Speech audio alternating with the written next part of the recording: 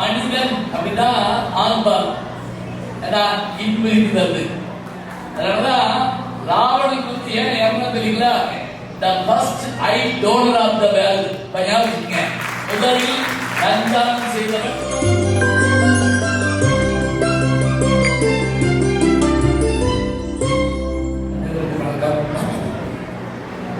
அது அவங்க ரொம்ப அழகா சொன்னாங்க. பெரியவங்களுக்கான நிகழ்ச்சி ஆரம்பிக்கும் போதுனால குழந்தைகள்லாம் வெளியே போய் விளையாடலாம்னு சொன்னப்ப அந்த குழந்தைகளுக்கு அந்த சந்தோஷம் மாதிரி உண்மையிலே வேற எங்கேயும் பார்க்க முடியாது. ஏன்னா தாய்மார்கள் இந்த நிகழ்ச்சிக்கு வர்றப்ப குழந்தைகளுக்கு கூட்டு வர்றப்ப ஒரு 10 கட்டளைகள் போட்டு கூட்டு வந்திருப்பீங்க. 10 commandments. அங்க அழுகக்கூடாது, தண்ணி கேட்கக்கூடாது, தூக்க வந்து சொல்லக்கூடாது, வீட்டுக்கு வான்னு கூப்பிடக்கூடாது. உடனே அந்த குழந்தை கேட்கும், அப்படின்னா நான் வீட்டிலே இருக்கட்டுமா? இருக்கக்கூடாது, நான் நிம்மதியாக முடியாது, என் கூட தான் வரணும், வந்து அங்க உட்கார்ந்துக்கணும். ரொம்ப அழகா சொன்னாங்க. எல்லாருக்கும் என்னுடைய இனிமையான வாழ்க்கைகளை சொல்லிட்டு முதல்ல இந்த தலைப்பை எனக்கு சொன்ன உடனே ராஜகோமதி அவர்கள் பேசினார்கள். அவன் வந்தான் அப்படின்னா ஆண், அவள் வந்தாள் அப்படின்னா பெண்ணு, அது வந்தது அப்படின்னா அகிருணை. அதெல்லாம் நம்ம ஒரு சொல்ல வச்சுக்கிட்டு அந்த சொல்ல ஆண்பாளா பெண்பாளா உயர்நிலையா அகிருணையா ஒருமையா பன்மையா இத்தனை கண்டுபிடிக்க முடியும் தமிழ்ல மட்டும்தான். வேற எதுவுமே சொல்ல முடியாது. ஆச்சரியமான ஒண்ணு. அதனால நம்ம அதை மாற்றி பயன்படுத்துறோம். உங்க வீட்டுக்காரர் எங்க போயிருக்கு அப்படிங்கலாம், இப்ப வந்துடும் அப்படின்னு சொல்றது அன்பு கூட இருக்கலாம். அப்ப மனிதன் அப்படின்னா ஆண்பால் இன்பு இருக்கிறது. இப்ப இதுக்கு மனிதி அப்படின்னு ஒரு சொல்லு புதுசா போடுறாங்க. இது என்ன வச்சு கண்டுபிடிச்சிடலாம் அப்படின்னா இந்த இகர விகுதி பயன்படுத்தி சொல்றேன். அதாவது நம்ம தெரியாம கொடுக்கணும்னு நினைக்கக்கூடாது. இகர விகுதினா என்னன்னா ஒருவன் அப்படின்னா ஆம்பளை, ஒரு தீ சொல்றீங்க இல்லையா, அந்த ஈ என்பது பெண்ணை குறிக்கும். அது போல இது மனிதி என்று அந்த சொல்ல வந்திருக்குது.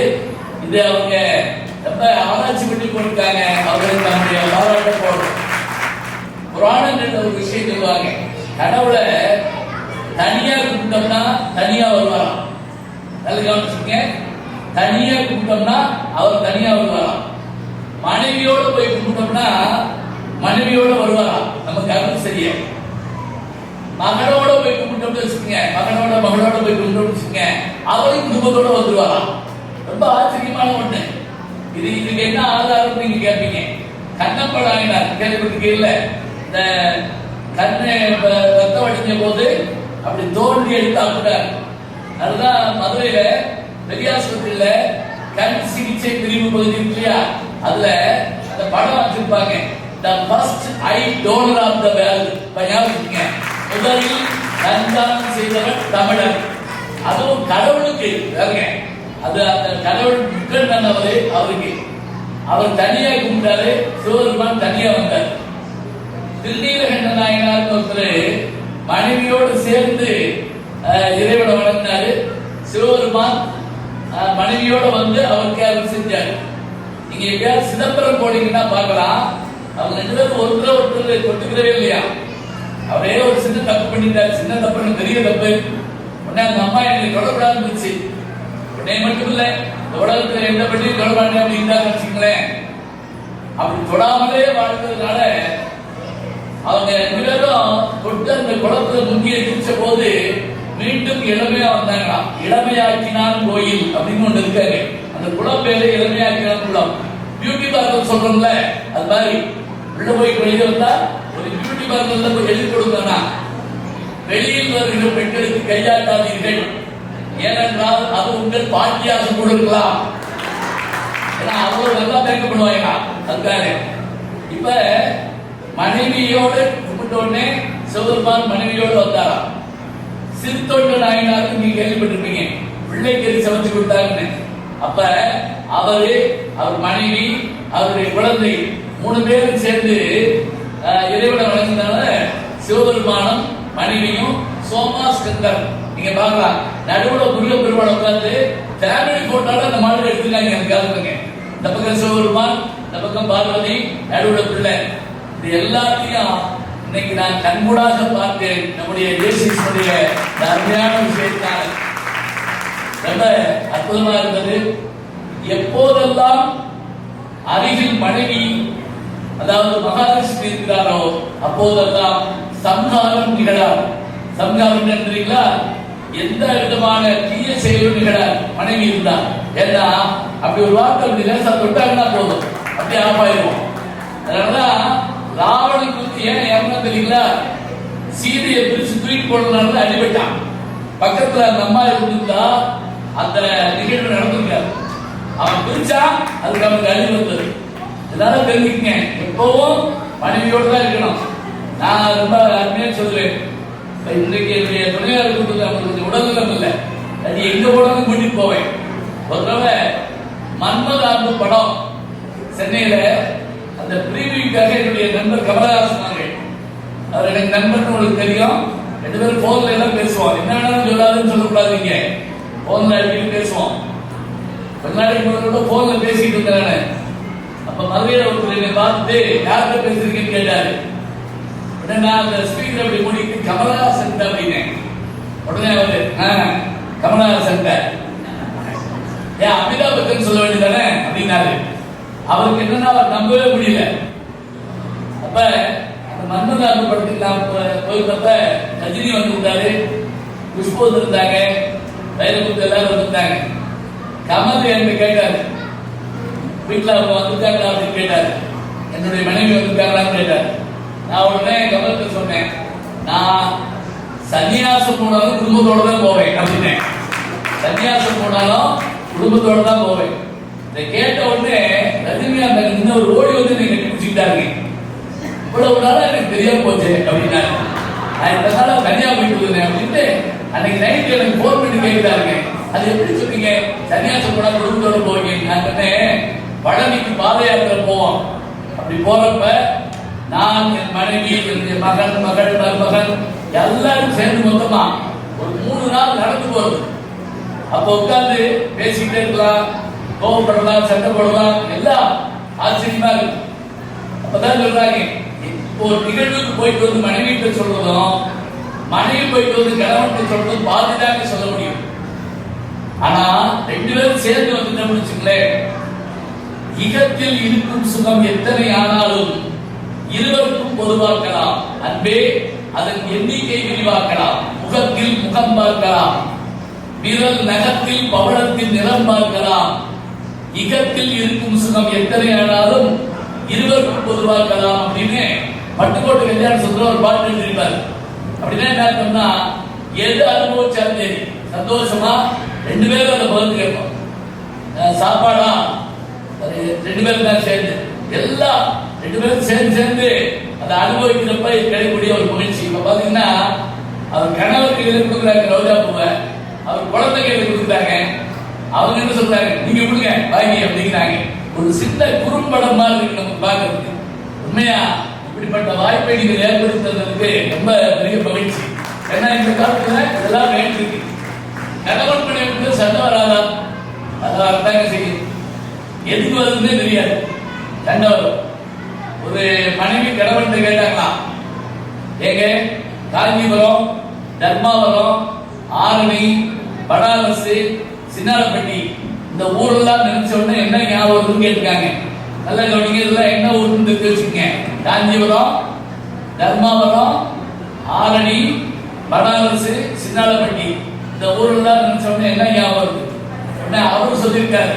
இந்த ஊர்லாம் நினைச்ச உடனே திருப்பதி, பழனி, திருத்தணி ஒன்றும் பேசல பாக்கி. அந்த அம்மா கேட்டதுதான் பட்டு, இவர் கேட்டதுதான் கொண்டை. உனக்கு பட்டு எனக்கு கொண்டை, அவ்வளவு சிம்பிள், அவ்வளவுதான், ஒன்றும் பேசல. ஆனா இதெல்லாம் கேட்டோம். சின்ன சண்டை வந்தா கூட அந்த சண்டையை வீட்டுக்குள்ளேயே போட்டுமா, அதை உடனே செல்ஃபி எடுத்து உடனே போட்டுட்டாராம். காலையில 7:30 மணிக்கு நடந்தது இன்று அப்படின்னு போட்டு பிக் பாஸ் மாதிரி போடக்கூடாதான். ஒரு கணவன் மனைவிக்குள்ள சண்டை வந்துச்சு, கல்யாணம் ஆகி புதுசா அப்பதான். எதுக்கு சண்டை தெரியுமா, யார் பேர் வைக்கிறது சண்டை வந்துச்சு குழந்தைக்கு. அப்ப ஸ்கேன் எல்லாம் கிடையாது. கணவன் சொல்றான், எங்க அப்பா பேர் தான் வைக்கணும் சீனிவாசன். அந்த பொண்ணு வந்து பண்ணிக்கிறான். அது எப்படி? கல்யாணம் பண்ண முடிச்சு கல்யாணம் செல்வி ஏற்பாடு பண்ணி கார் வாங்கி கொடுத்து பெட்ரோல் போட்டது எங்க அப்பா கிருஷ்ணன். கிருஷ்ணன் பேர் தான் வைக்கணும். சீனிவாசன் பேர் தான். ரெண்டு சாமி பேர் தான். சண்டை முடியல. அப்புறம் புருஷன் பார்த்தா, சரி வா பக்கத்துக்கு போய் கேட்போம். அங்க ஒரு பெரியவர் உட்கார்ந்தாரு, 80 வயசு. அவரு போய் கேட்டாங்க, ஐயா ஆம்பளை பிள்ளை பிறந்தா எங்க அப்பா பேர் சீனிவாசன் வைக்கலாமா, அவங்க அப்பா பேர் கிருஷ்ணன் வைக்கலாமா? அவர் நல்லா யோசிச்சாரு. அந்த 85 வயசு கலவனாரு. உங்க அப்பா பேருங்க சீனிவாசன், அவங்க அப்பா பேருங்க கிருஷ்ணன். இதுக்கு சண்டை ஓடுறீங்க.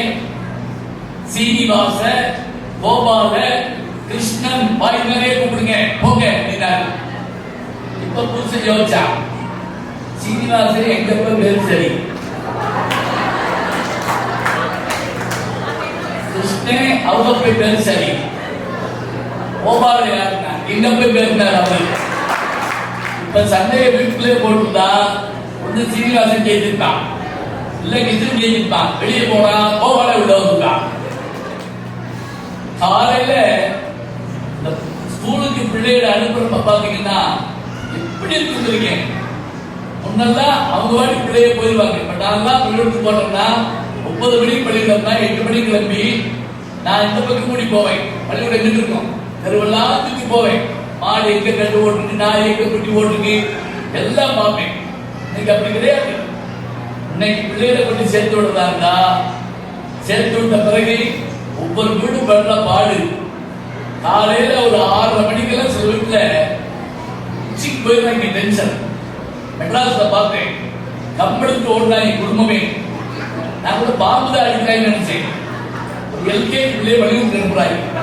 குடும்பமே விளையாடி குடிச்சு ஓடி அப்புறமா போடு போடுது, அப்புறமா இட்லி வச்சு நங்கு குத்துது, முழுது முழுது ஆட்டோ வந்துச்சு, பஸ் வந்துச்சு, வேலை வந்துச்சு.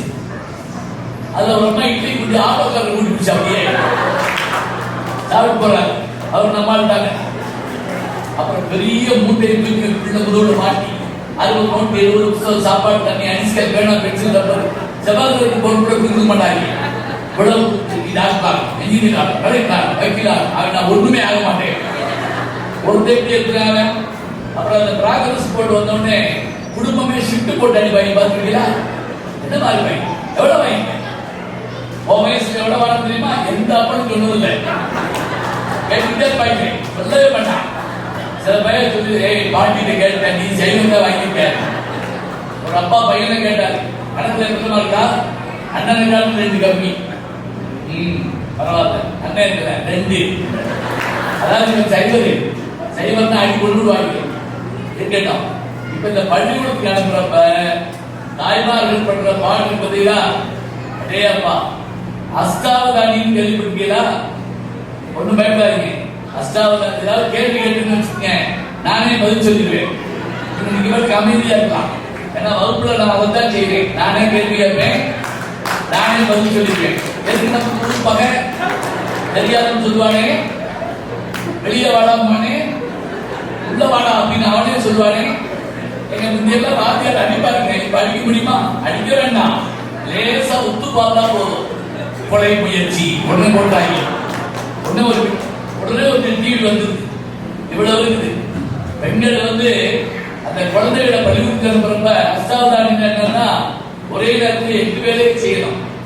தசாவதானின்னு 10 வேலையை செய்யணும். சோடச அவதானினா 14 வேலையை செய்யணும். சதாவதானினா 100 வேலையை செய்யணும். இருக்கேன் விளக்கமா சொல்றேன்.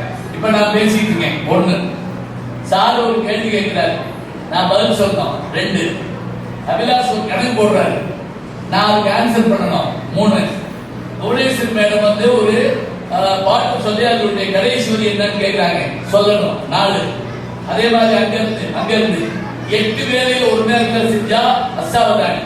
10 14 100 வேலையை செஞ்சிருக்காங்க. அதெல்லாம் கம்ப்யூட்டர் காலத்து வேகமானவன் நம்ம தெரியுமா உங்களுக்கு? இப்ப அமெரிக்காவுக்கும் சரி மற்ற நாட்டுக்கும் சரி நம்ம எப்படி போய் ஜெயிக்கிறாங்கன்னா நமக்கு மனப்பாட சக்தி உண்டு. நம்ம ஒரே நேரத்தில் 10 பேரை ஜெயிப்போம். சகுந்தலா தேவி கேள்விப்பட்டிருக்கீங்களா? நம்ம 32 கம்ப்யூட்டரோட உட்காந்து போட்டி போடுச்சுங்க.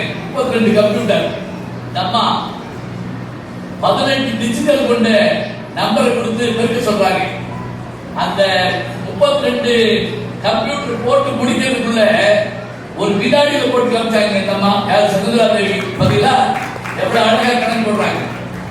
இத்தனை வேலை பார்க்கணும். நீங்க இதெல்லாம் பார்ப்பீங்க. எப்படி காலில் இருந்துச்சு பிள்ளைகளை தயார் பண்ணி 100 கேள்வி பிள்ளை கேட்கும். அம்மாட்ட வந்து அம்மா என் தட்டையங்க, அம்மா அந்த வாட்டர் கிளாஸ் குடியுங்க, அம்மா பேனாங்க பென்சிலுங்க. அப்பாட்ட ஒரே ஒரு வார்த்தை தான் கேட்கும், அம்மா எங்க. அதில் சில பேர் எந்தம்மா அப்படின்னா பயத்துல என்ன முடியாம, நான் யாரையும் ஆண்களை குறை சொல்லலைங்க. சில நேரங்கள் நமக்கு எப்படி குழப்பம் ஏற்படுது தெரியுமா? அதாவது என்ன நடக்குதுன்னு தெரியாது. உங்க பையன் எத்தனை படிக்கிறான்னு சில பாட்டு கேட்டு பாருங்க. அவன் வந்து 6வது 7வது படிக்கிறான். இல்ல இல்ல 7வது தானே. எந்த படிக்கிறது இங்கிட்டு போவேன், இப்படி ஒரு வெளியில் இருக்கா போகும்போது பூரா பிள்ளை தான் போகணும். இப்ப நான் என் மகளை வச்சு பாக்குறேன். பரீட்சைன்னா தயாராகிறது அம்மா கேட்டா நீங்க தான் அத்தனை உட்கார்ந்து கரெக்டா அப்பாட்ட ஹோம்ஒர்க் போட்டான்னு வச்சுக்கோங்க, அடி சேர்த்துவாங்க. 4 அடி தப்பா போட்டு விட்டோம்னா போச்சு. அப்ப அத்தனை விஷயம் மறந்து போயிருக்கு நமக்கு. நம்ம என்ன செய்ய முடியும் யோசிச்சு பாருங்க. நம்ம உட்கார்ந்து பேப்பர் பார்த்துட்டு இருப்பவே உலக விஷயம் தான் பார்ப்போம், அது தெரியாது. காய்கறி வாங்குறப்ப பெண்கள் எப்படி வாங்குவாங்கன்னா உருளைக்கிழங்கு பயிருக்கு பிடிக்கும். அதே மாதிரி காலிஃபிளவர் வீட்டுக்காரருக்கு பிடிக்கும், பாகக்காய் மாமியாருக்கு பிடிக்கும், இல்ல சர்க்கரை வியாதி பிடிக்கும். அதுக்காக இப்படி ஒவ்வொன்றா பார்த்து பார்த்து பார்த்து வாங்கி அதை சமைச்சு கொடுக்கணும். சமையல் பண்ற போது கூட யோசிச்சுங்க, என்னதான் சொன்னாலும் கை மனம்னு ஒண்ணு உண்டுங்க. எத்தனை சாம்பார் பொடிகள் வருத்தம், ஒரு குழம்பு எங்க அம்மா வச்சதா எனக்கு தெரியும், என் மனைவி வச்சதா எனக்கு தெரியும், என் மகள் வச்சதா நான் கண்டுபிடிச்சிருவேன். அப்படிதான் சாப்பிடணும். சாப்பிடுறப்ப ரசிச்சு சாப்பிடணும். ஆண்களுக்கு தான் கேட்கிறேன். நம்ம வாட்டுக்கு உட்கார்ந்து சாப்பிட்டு உருண்டையை உருட்டி மேல் நோக்கி எரியக்கூடாது. அப்படியே சில கல்யாண வீடுகளை பார்த்துருக்கேன் நான். 18 வகை காய்கறி ஒன்னாக்கி அப்படியே தூக்கி எறிவான். அந்த இடத்துல நியூட்டன் விதி தோத்து போகும். எல்லாம் மேல் நோக்கி கீழே வரும்னா இது கீழே அது சில பேர் சாப்பிடுறப்ப நம்ம இலைக்கு வந்தாலும் வந்துருவாங்க. அவ்வளவு சூட சாப்பிடலாம். ருசிச்சு சாப்பிடணும். கை மனம் இருக்கணும். நான் என்ன கஷ்டம்னா என்னைக்கு ஃப்ரிட்ஜ் வீட்டுக்குள்ள வந்துச்சோ அன்னையோட அதெல்லாம் போச்சுங்க. நமக்கே கவலையா தான் இருக்கு. ஒரு கணவன் சும்மா பாருங்க ஈரமா இருக்கணும். எல்லாரும் 4 பக்கம் வாசல் வச்சிருக்காங்க. அந்த மன போக முடியாதா? எங்க வீட்டுக்கு போடுறேன்னு சொல்றேன். ஒரு மனைவி கணவனுக்கு அந்த குழம்பு ஊத்துறாங்க, ஒரு மத்த குழம்பு. அப்படி தொட்டு நாக்கில் வச்சு அந்த கணவன் சொன்னான். அப்படி சொல்லிட்டு போன மாசம் 15ஆம் தேதி ஒரு மத்த குழம்பு வச்ச பத்தியா அதே பாருங்க அப்படின்னா அதேதான் பேசாம சாப்பிட்டு 188 சீரியல் ஓடுது. மொத்த மனுஷி பாப்படா குழம்பு படா. நம்ம ஏதாவது ஒரு கமெண்ட் சொல்லு. அந்த மாதிரி திங்கக்கூடாது. ஒரு அம்மா பக்கத்து வீட்டுக்கார அவனுக்கு கேட்டுச்சு, உங்க வீட்டுக்காரர் எதை விரும்பி சாப்பிட்டார், அது எதை போட்டாலும் திங்கும். அப்படியா இருக்கிறது. வாசனை உள்ள நுழையிறப்பே நீங்க என்ன குழம்புன்னு கேட்கக்கூடாதுங்க. ஓ இன்னைக்கு மோர் குழம்பா, மீன் குழம்பா, ஏதாவது ஒன்று கேட்டுட்டு வரணும் உள்ள வர்ற போது. ஏன்னா அந்த வாசனை அப்படி இருக்கணும். கோழி குழம்புலாம் வச்சா 4 தெருவுக்கு தூக்கணும். பட்டி விக்ரமாதித்யன் நீங்க படிக்கலாம். ஒரு 2 உதாரணம் உங்களுக்கு சொல்றேன். விக்ரமாதித்யன்னா சமுத்திரகுப்த மௌரியன் வம்சத்தில் வந்த மிகப்பெரிய அரசன். அவனுக்கு இன்னொரு பேர் விக்ரமாதித்யன். மகாய் கலெக்டர் இந்த வேதாள அமைச்சு கதையெல்லாம் பார்ப்பீங்க இல்லையா? விக்ரம் வேதா படம் தான் பின்னாடி அதுதான் வந்தது. சரி, அதுல அவங்க 6 மாசம் நாட்டுல 6 மாசம் காட்டுல மாறுதல் அடைவாங்க. மக்கள் நம்மளை பத்தி என்ன சொல்றாங்கன்னு பாங்க. ஏன்னா வாட்ஸ்அப், ட்விட்டர், பேஸ்புக், இன்ஸ்டாகிராம் எதுவுமே இல்லாத காலம். அப்ப அவங்க நேரம் போய் பார்ப்பாங்க. ஒரு நாள் 2 பேர் போறாங்க. பட் போறப்ப திடீர்னு மகாராஜா சொன்னாராம், எப்படி மந்திரி யார் வீட்லயோ கோழி குழம்பு கொதிக்குது அப்படின்னு இருக்காரு. நல்லா கவனிங்க.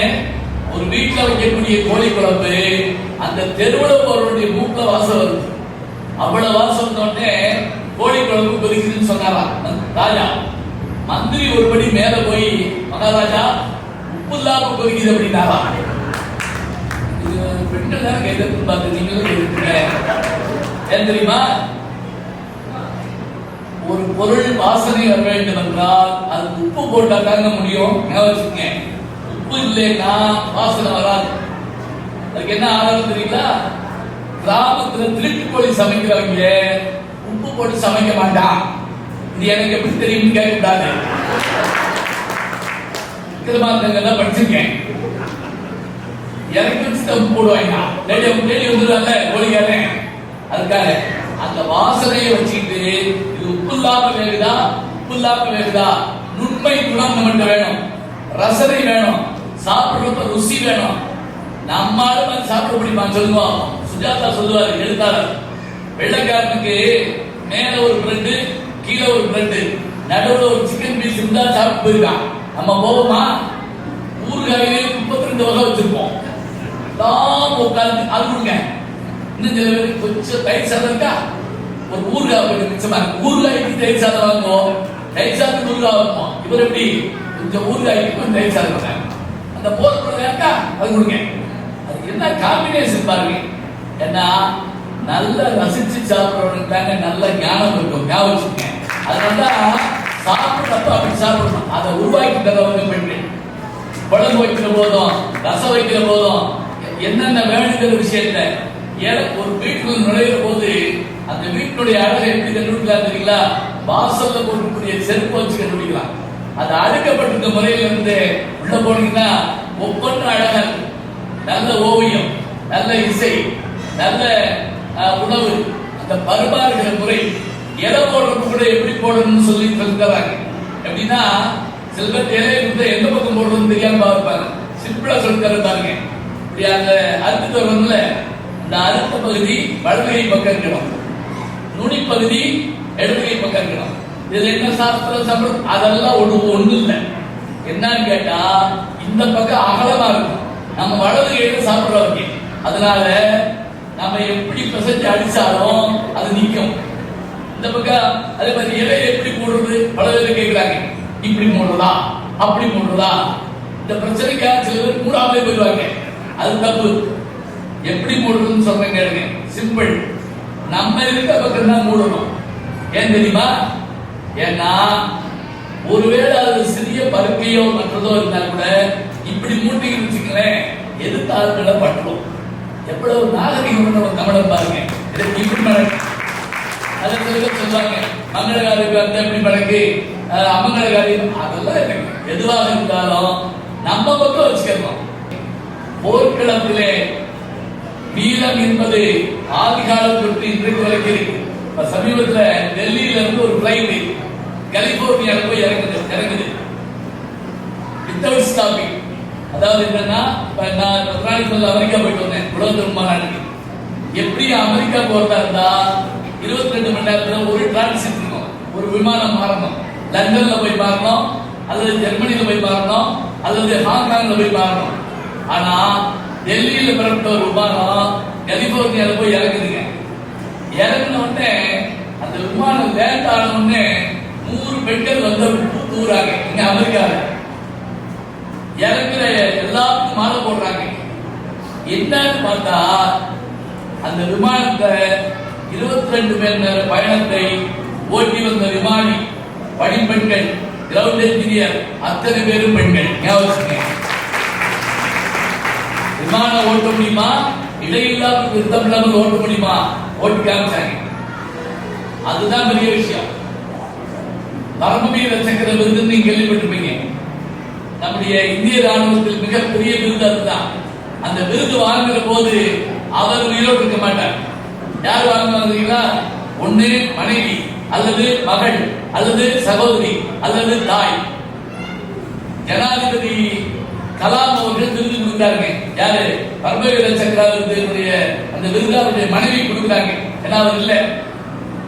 பொதுவா ஒரு புரோட்டோகால் என்ன தெரியுங்களா? ஜனாதிபதிக்கு விருது வாங்குற போது அவர் கை கொடுக்க கூடாது, அவருக்கு பேசக்கூடாது. இது முறை. அதை மீறி அந்த அம்மா ஒரு வார்த்தை பேசிட்டாங்க. யார்? அந்த மனைவி, அந்த பரமவீர சக்கரவர்த்தி அந்த வீரருடைய மனைவி. ஏன் தெரியுமா? அவர் விமானத்துல போய் எதிரியை தாக்கிட்டு இறந்துட்டாரு. விருது கொடுத்தாங்க. ஒரு வார்த்தை அவர்கிட்ட பேசுது. அதிகாரிகள் எல்லாம் பதறான், பேசக்கூடாது அப்படின்னு சொல்லி. அவருடனே தலையை செய்கிறார். சரி அப்படிங்கிறார். அப்புறம் நிருபர்கள் தான் கேட்கிறாங்க, அந்த அம்மா என்ன பேசுறாங்க, நீங்க என்ன சரின்னு சொன்னீங்க?